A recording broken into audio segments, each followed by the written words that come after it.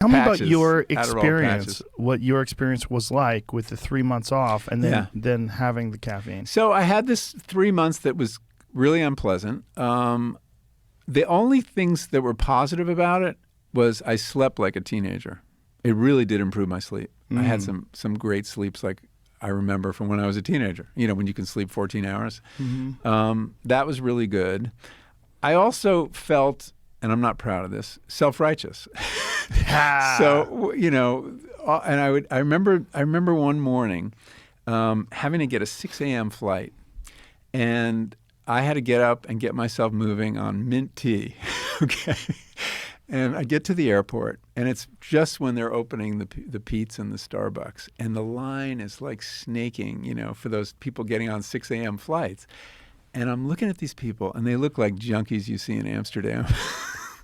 They look so pathetic, and that they were hooked, and they needed their fix, and they looked kind of miserable, and withdrawal was starting because that first cup of coffee is not about the pleasure it gives us. It's really about stopping withdrawal symptoms, which are beginning overnight because you haven't had it for 24 hours.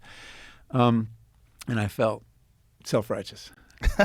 I'm not proud of that because I knew that I was going to rejoin them as soon as I could. Right. So when I hit the 3-month mark, I decided, and I needed for the ending of the piece, to have a cup and see. This was going to tell me, because drugs are very different the first time you take them, right? Before your body is accustomed to them.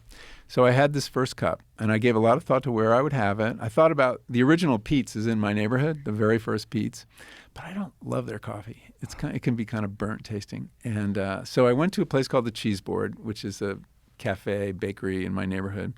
And they have a little pocket park out on the street. And I got a cup, got a special, which is it's sort of like a cappuccino, but more coffee and less milk, like a flat white in Australia.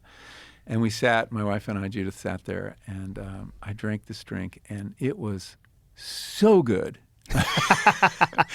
I mean, I just felt these waves of well-being, and then it turned into euphoria, and I was like, wow, this is such a strong drug. I had no idea. It was like cocaine or something. And that lasted for maybe 20 minutes, but then something turned that was kind of interesting.